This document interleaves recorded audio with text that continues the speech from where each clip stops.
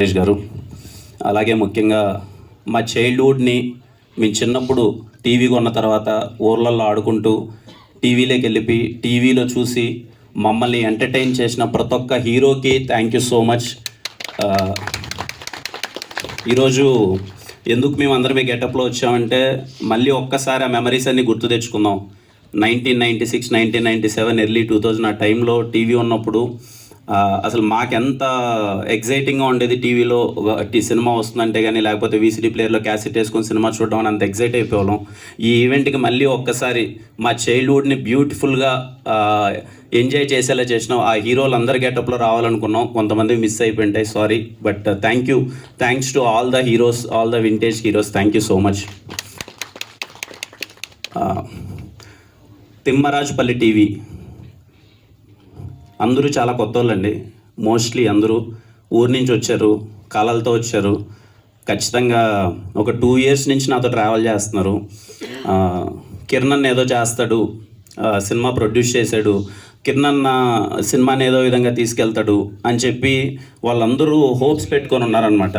అందుకే నాకు వీలైనంత తిమ్మరాజుపల్లి టీవీ సినిమాని చిన్న సినిమాలో చూడకున్నా ఖచ్చితంగా వీళ్ళందరి కళ రేపు రిలీజ్ అయిన తర్వాత ఒపీనియన్ అన్నది మీది, కానీ రిలీజ్ అయ్యేంత వరకు, థియేటర్కి వచ్చేంత వరకు నా సినిమా కన్నా నా సినిమాలానే అంత వీలైనంతగా ప్రమోట్ చేస్తున్నాను. బికాజ్ వీళ్ళందరూ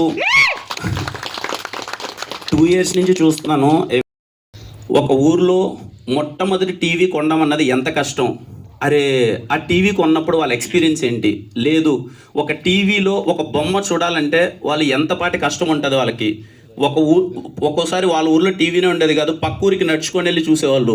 సో 50 years దాటిన వాళ్ళకి చాలా చాలా చాలా బాగా నచ్చుతుంది తిమ్మరాజుపల్లి.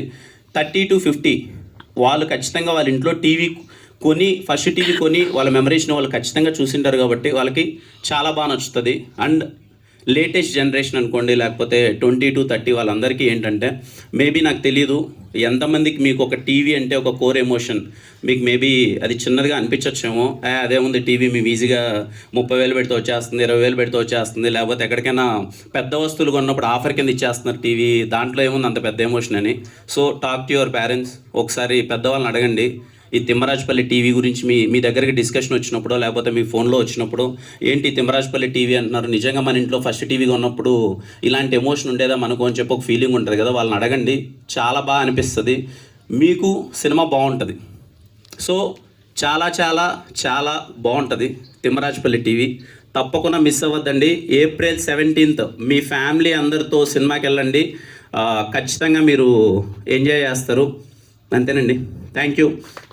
అండ్ బాలకృష్ణ గారి ఫ్యాన్స్ అందరు